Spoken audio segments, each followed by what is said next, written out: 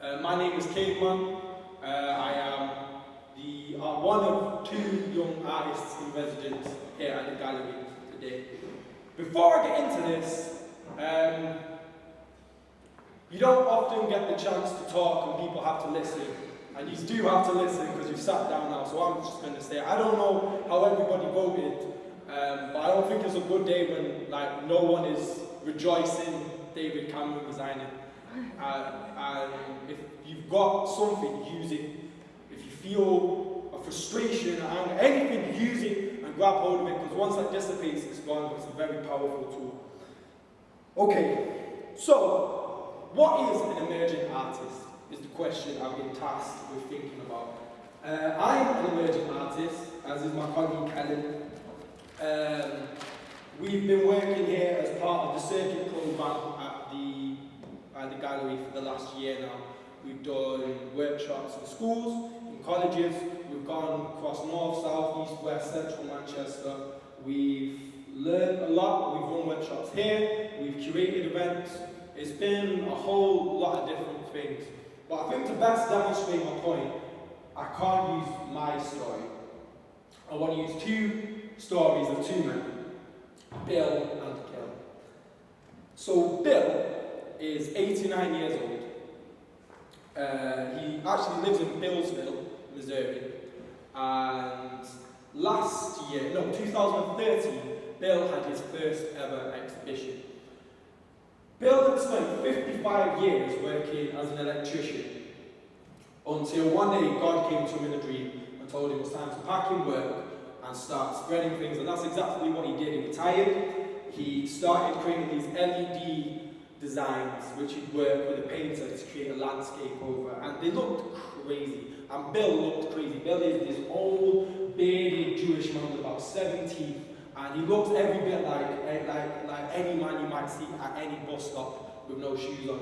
But Bill did this constantly, like hundreds and hundreds of hours, and there was so much of him. He explored his own faith in these pictures. He explored his relationship with God in these pictures. He explored his relationship with everyone else in these bizarre pictures, and he had literally hundreds of pieces hoarding up his house. And in 2013, for the first time, Bill had his exhibition, his work exhibited at the American Museum of Folk Art. And the exhibition brought Bill to tears when he saw A, recognition of everything he'd been working on for so long, and B, the reality that what he had been working on for so long could have a profound human effect on other people around him. And then there's Gil. Gil is my friend. He is 22 years old. He has a bit of a cocaine problem. He drinks too much. He spends all his time working in a job that does not satisfy him or make him very happy. But when he comes home from work, I like to drop over and visit Gil for a cup of tea. And when we're doing that, I like to sit at his coffee table and beat out just a little rhythm on the coffee table. And once I start doing that, the things that fall out of Gilly's mouth are incredible. The stories, the jokes, and they rhyme and they land in these patterns, and it energizes him, and you see something coming out of him which isn't who he is most of the time. It sometimes takes a lot to push him out of that, because he has a sense of embarrassment, a sense of what's his place to do and what isn't. But when you push him, really push him, the things that come out of him are like gold. And so, this got me also to thinking about what it means to emerge. Emerge means to come out of something, yeah?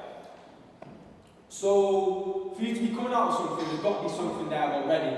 So I see being an emerging artist as like a gas tap moment. Once you get to a certain level of pressure, it has to break. For Bill, he'd spent most of a century working on these pieces, working on these stories. For Gil, it's literally the result of spending 40 hours a week doing something you don't want to do.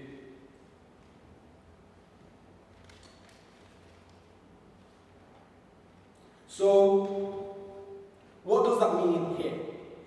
And what's that meant in the context of what I've been doing? As an emerging artist, I've had to ask myself, what am I emerging from? The work that is going to be displayed in this festival is a direct result of the hours of pressure of being in smoky rooms, of ciphering in back alleyways, of waking up from bad dreams and sitting and writing it down.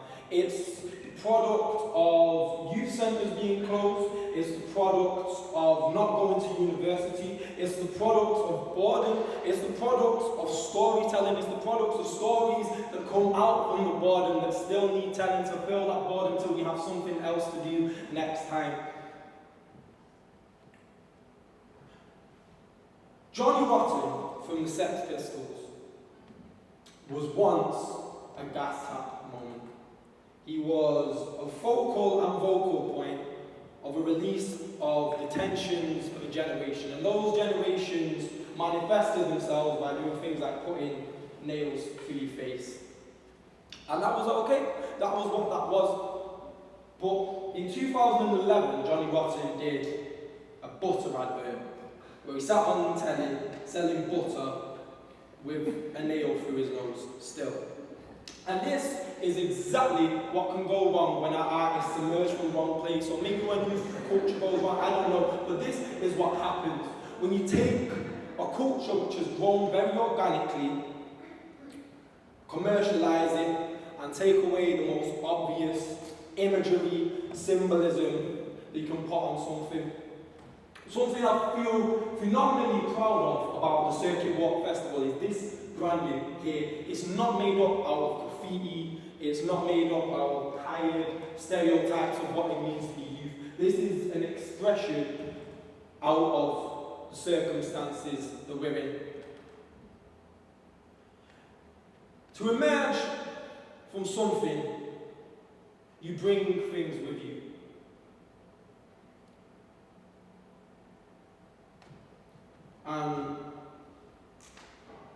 And that's what I think the use is. When we, as a culture, allow these gas tap moments to come out and bring with them everything that we choose not to see, if we harness that spill, we have the potential to change the social conditions of where we are and who we are, and reflect our times. And you can't change the future as you might want it to. But with these gas tap moments, we're able to really connect to the reality of what's going on to each other. So, I haven't really answered my question, but I have made you listen to me for a bit. And as a person with tendencies towards anxiety and depression, these gas tap moments, I think, are the most valuable thing.